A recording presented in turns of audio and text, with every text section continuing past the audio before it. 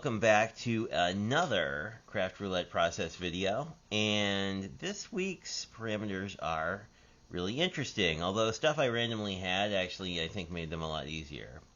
So the project type is a map fold, which is an interesting parameter because normally you'd think of a map fold, if I have a piece of junk paper here, we can look at this. So normally you think of a map fold as, you would sort of fold a piece of paper in half many, many times to sort of make something small that would then unfold and look like a map.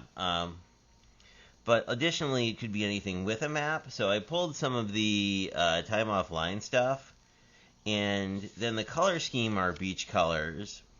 The elements, as you might have guessed by now, are robots. And because I picked up this card kit with these really great robot stickers, I thought this would be pretty cool.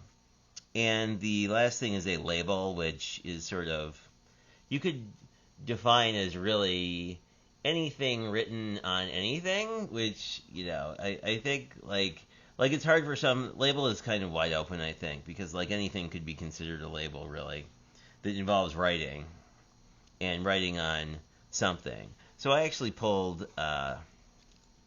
this guy for that. And I like the fact that we have sort of this teal thing going on, and that's why I pulled a pink card base, because I think that this whole color scheme looks really fun together. So I normally would pre-cut my card bases, but I thought we could do it together because I wanted to try this new Stampin' Up! Paper trimmer. Let me just grab a piece of my favorite paper ever, which is this recycled Bristol from Canson, because it goes on sale for either buy one get one free or buy one get one half off. So it's like it's economical. It's maybe 10 cents a sheet, and I can get 4 card bases out of it. So let's see how we would cut this. So this is 6 inches, just like my other trimmer. The one thing that's a little interesting here is like the 5-inch marks are only really at the top. So, like I want to probably cut the long way to 5 1/4, because that's what I like doing. So you see we have, like, this is 5 and then this is 1/4. So it's a little tricky because if you're trying to, like, you can't really eyeball it down below. But anywho, I think all these trimmers that expand basically have that as an issue, so I don't think that's a specific issue to this trimmer. And I like that the paper actually fits this way, which is nice, because this is more than 8.5 by 11. A 9 by 12, which it would actually fit the entire other way too. But anyway, cut on this is pretty nice. I would kind of expect it to be, since it's a brand new trimmer, but And then 4 is really easy. I do really like that these 1/4-inch lines go all the way down, because that definitely makes it easier. And there is a guide here, so, in theory I could have lined up here with anything less than about 5 inches. But I really wish people would just make the trimmers like 7 inches, so you had all the way to 6, but I don't know, that's just a personal pet peeve, I guess. Kind of like the Works and Fiskars makes a similar trimmer to this style. With these kind of cutters, like, it's good to try to run them in both directions so that you basically wear out the blade the same. So we have our normal card panel. If we were to mat that on our card, you get a little pink border, which we're considering a beach color. I guess when I hear beach colors, I really think sort of Floridian, kind of like Meisner colors, in the sense of like teals and things of that nature. So I'm just going to use my Misty to ink blend on. And I'm not really blending per se, but I just kind of want to put in a beach for our robots. And we have this Sandcastle ink from Catherine Pooler, and Catherine Pooler makes awesome ink. But I basically just want to sort of put in a beach here. I don't need to be super, precise about this, but I do want to sort of darken up this color a little bit. I'm kind of liking the idea, and I think if you make it a little uneven, it makes it look a little bit more natural. When you do this color light, it's very buff, but as you build it up, you can see that it's gets a little darker. This is Bristol paper, so it's never going to get as dark as you could get with a porous paper, but I think we're doing pretty well. I'm not sure if we want to do a sky or something else. We'll figure that out in a bit. Let me just clean this off so I don't accidentally get ink on myself later. I'm pretty good at doing that.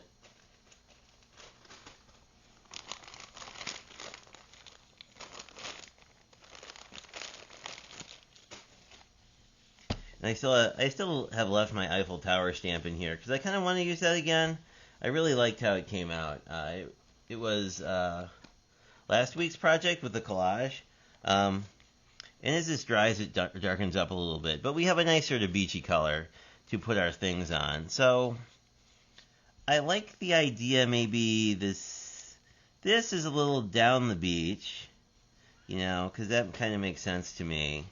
And then we would definitely... So we have sort of... I was thinking two options for maps. One, this is a backpack and it has a map, so we could just use it as is. And then from a robot perspective, I think sort of the orange robot sort of standing more in front next to this makes sense. I think orange will pop a bit. So other options for maps are... We do have this star map left over from a previous project where it looks like just folded down, but I was a little, I don't know, a little hesitant to use that because I kind of wanted, all these colors are vibrant, so I kind of wanted something a little more. So I'm thinking we probably want to do something with the sky. This looks, I mean, even with a robot to about here, right, we still have all this upper area. So I think we do want to find some kind of a blue color, which I don't think I pulled anything. I do have my blue blending brush right here. Let's just see what we can see. And we could always use, like, something else, of course. But what I really want is kind of a vibrant, tropical, here we go. This one looks perfect. I want kind of a tropical sky blue kind of color. Have I used this before?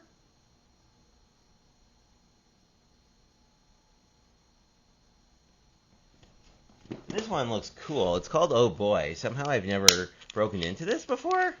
I don't know. I have a lot of Catherine Pooler ink because after I started using it, I just started buying either minis or the fulls of most of her collections because it just has really good payoff and it never gives me a problem. And I just had the worst luck with Simon Pooler ink, so I initially bought a bunch of that because I really like his art style. So I mean, I was kind of like, oh well, if there's this artist I like, I will try their ink line. The only thing to be aware of with these is they're pretty tightly shut when you initially get them. So it's like super easy to be a little overzealous. Let's just grab our Misty back. And I just want to sort of put in a sky. I want to put in, so like the sky naturally is going to be a lot darker sort of near the top. So I want to start from the top and then sort of blend down, and this really doesn't have to be super precise. Other than I want to sort of try and pull the color down. And like Bristol is really good for this because the coating makes it a lot easier to sort of move the ink around where, you know, to me a lot of the more porous papers are going to like just suck up the ink or going to suck it up quicker. But, you know, whichever you prefer. I like this look generally just because it's sort of, or I should say I like the ink blended look, particularly with these inks because I think it's just easy to make a really pretty gradient. And that's wiped off.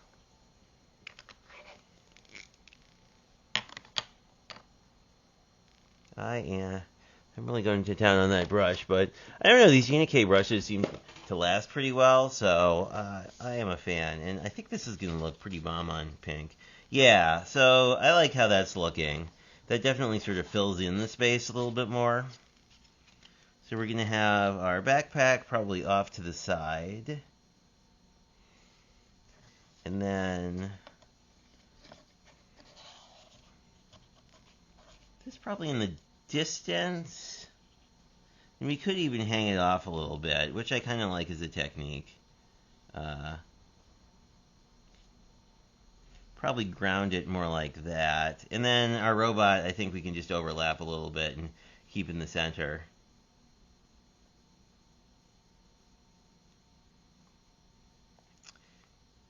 Yeah, because this would actually be a good, I don't know. I don't know how I feel about the sky being kind of empty, but I mean, I think it'll work. Normally, it's sort of like you'd almost wish you had a little more balance. And I guess we could pull the brown up. Like if we pulled the brown up more, we could sort of put this kind of here and sort of have the idea that the beach is like the coastline, and we're seeing towards and looking towards this in the distance, as opposed to having it more like here, because it's sort of like you'd assume that it would sort of be more grounded in the sand. I don't know. I think having everything low is probably okay. Because I do like the look of this sort of scene a lot. So we can start gluing some stuff down because we definitely know like where we want this to be. And I am still using, oh, we might have a feline visitor if you hear him. I am still really loving this glue, this neutral pH adhesive, because compared to sort of Connect glue, it dries really fast, so you don't really have to wait as long while you're making your card. And a cat has arrived. Hello, Mr. Cat. Ow. We all need to give our friends headbutts, apparently. Just when I was gluing. Hopefully he will wander off slightly. So I will just ground this. And, like, the cool thing about... And you could write map on here if you wanted it to be a little more apparent that it was a map. Yes. Thank you, sir. Yeah. It would be great if you would.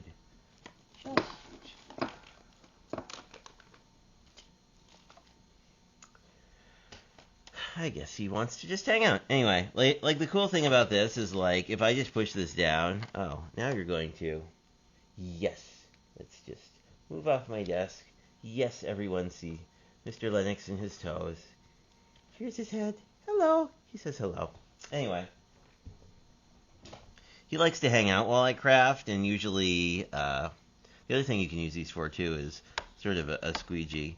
So and I can, I have a real squeegee, I swear, but sometimes it's easier to use the thing that's right in front of you. But this is already, like, adhered, so I think the thing I love about this glue is, like, it just makes it easy to move on. I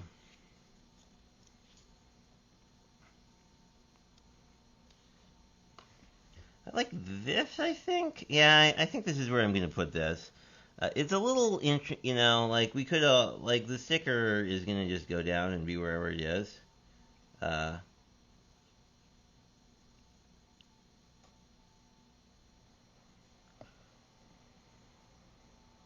this we have a little more control over. There we go. And if you're using a real squeegee, you just hold it and then squeegee along. The benefit to that is, like, it helps even out the glue, so you have a less sort of paper warping. This Bristol paper is about 100-pound weight, so I mean, if we're using glue sparingly, like you can see this isn't warping or anything. So one benefit I've really found for using heavier card bases is it makes it a lot harder to have sort of the warping problem where you then have to go and fix it later on. So we have a couple robot options. I'm thinking I may actually use this border on the inside of the card. Or maybe one of these I think would be neat to have just down the side of the card. I still like...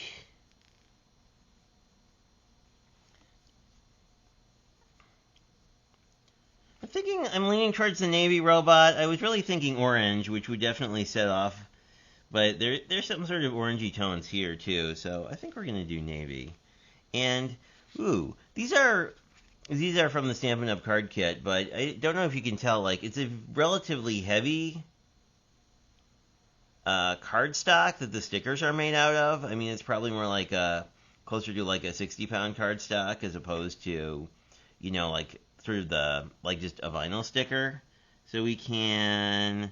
I like the idea of kind of overlapping him because he'd be kind of your buddy, right? And I think that it'll set up. I mean, I think that creates sort of a nice sort of offset. And the nice thing about these heavier weight stickers is you can be a lot more careful about where you position them. So you could either do this. I mean, I'm just gonna kind of line this up and have him be here. Our little buddy. So our sort of story is we went to our beach with our little buddy, and our little buddy is all about the adventure, and he's hanging out with our backpack while we're doing who knows what.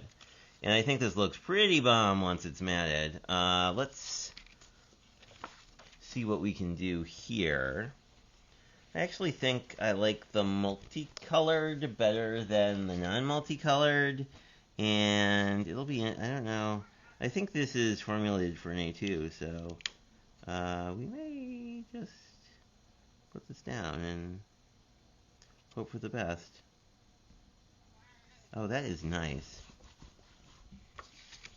Let's just, again, we can use our squeegee, or if you have like a Cricut squeegee, that works too. You don't really, like with this kind of a spatula, you don't need as much pressure. This is silicone, so it's very bendy, which is nice, so it kind of adheres. But I like this as sort of an inside detail, but all we really need to do is put this back together. As someone new to the ATG gun, I do like it. I guess I would say, I think when I buy more tape, I would definitely buy the 1/4 inch as opposed to the 1/2 inch. I feel like the 1/2 inch it's very hard to be precise with. Although, like, as you can see, there's sort of bits that hang off, which might just be my technique being new to it. But, like, here you can see it. So what I'm going to do is make sure that any sort of weird bits are folded under the card because I would like it to look pristine. And it's really sticky. And, I mean, obviously, like, touching the adhesive is not ideal for dry adhesive, but I also would like it to look the way I want. And here we go. And if you do get some on the outside, it rubs off really easily, so you can just pull it off too, so it's not the end of the world, but here we are, and I like how that looks.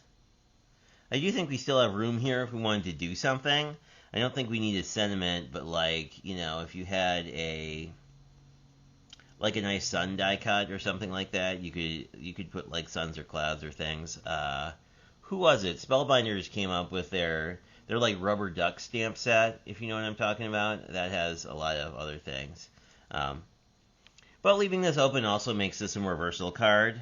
So, I mean, like, you could go in and do other stuff. And, I mean, you could certainly go in and do a little dry brush technique and make clouds and do other things. So, I don't know. I like it. I like how this came out. I'm still contemplating, like, would you want to do... I do have some Simon Hurley stamps. I don't think I have just a straight up sun. I think all the sun have sentiments. But I think if you had like suns or other things, this gives you some room to work with. Anyway, thanks for checking it out. We're going to be back to Valentine's Day shorts probably the rest of the weekend. But we're all thinking about summer being here in the Midwest in the middle of winter. So hope you guys have a great rest of your Saturday.